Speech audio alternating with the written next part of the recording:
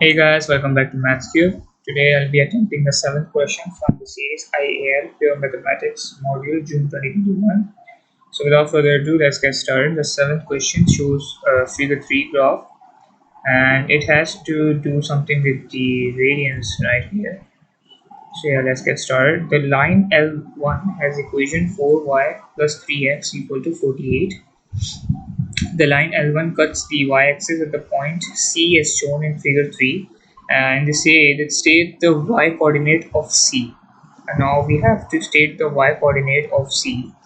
Now to find the y-coordinate of C here, what we can do is they trick us basically by giving us a 3x value, and we don't know the points here, but they have given a extra line of a hint. You can say that the line L1 cuts the y-axis at the point C as shown.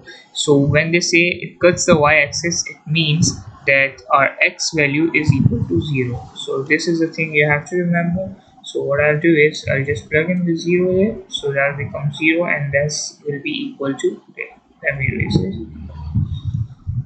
This will become 48. And now we can easily find that the y value will be 48 divided by 4, which will be equal to 12. So our y is equal to 12. That's our 1 mark, perfectly scored. Moving on to the point D, which is 8 and 6 lies on L1. It lies on L1 here, and they ask us that the line L2 passes through D and is perpendicular to L1. Okay, it's perpendicular. The line L2 cuts the y-axis at point E as shown in figure 3. Show that the y-coordinate of E is minus 14 over 3. Now in this case, what you can do is first, let me just erase this one too. Rearrange this formula in the form of y equal to mx plus c, in which case will be easier for you. So what I'll do is I'll take 4y here in this case, and I'll take 48 minus 3x, or if you like to write it in this manner or this order, minus 3x plus 48, it is alright, and I'll divide everything by 4, so which will mean that 3x over 4 plus 12. So this is the case. This is a this is the gradient formula. Now what I'll do is we know that the line passes through D is perpendicular to L1, which means that the gradient is a perpendicular one. This is a tangent one, minus 3 over x. So the perpendicular one will be equal to the reciprocal, the negative reciprocal of it, which means that is 4 upon 3. So there you go. So I have my gradient, I have the 2 points here, the point D. So what I'll do is I'll just plug them into this formula, the formula to find the equation, which is a very easy formula. You can even remember it, or they have been given it. So yeah, y minus 6 equal to 4 upon 3 x minus 8. And now what you can do is, let me erase this to make the space right here. I'll just multiply all the values here, which will be 4.3x minus, but if I actually focus on the graph right here, what I can see is that the y coordinate of E is a negative because it's on the y-axis, that's down below here. So what I'll do is I'll just multiply 4 by 3 by 8 because there is no x value, which will give me 32 over 3. And when I subtract that by 6, I find that I get the y value as 14 minus 14 over 3, and that's how you show that the y coordinate of E is minus 14 upon 3, and you can see it on the graph. Moving on to the C part, which is find the length of arc BE. So they're asking us to find the length, this length.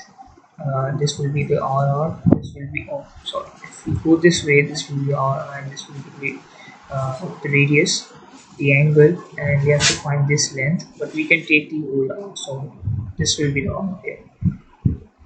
Now to find the length, what the length formula is, L equal to R theta. We have the theta here, which is 1.8 radians, and we have to find the radius. Now in this case, if we go here that we have to find this radius. This radius we don't know, but we do know this radius, which is this will be 12, because from the origin to this point C was 12, and from the origin to point E was 14 over 3.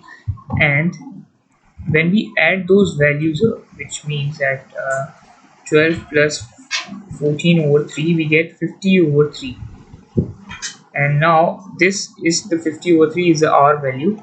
I can write 50 over 3 as R, and 50 into 1.8, which will give me the length of 30. So this is 30 meter. The length of RBE is equal to 30 meter, and that's our C part done. Moving on to the D part, they say that the region CBED shown shaded in figure 3 consists of the sector BCE joined to triangle CDE.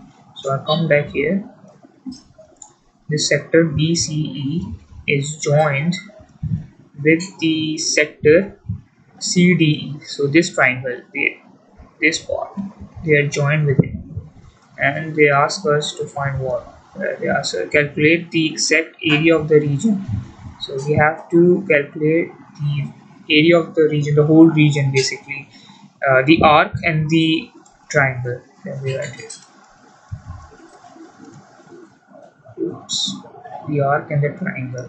So in order to find the area, we have to add the arc and the triangle. So what I'll do is I'll just calculate the value, the area of arc separately and the area of triangle.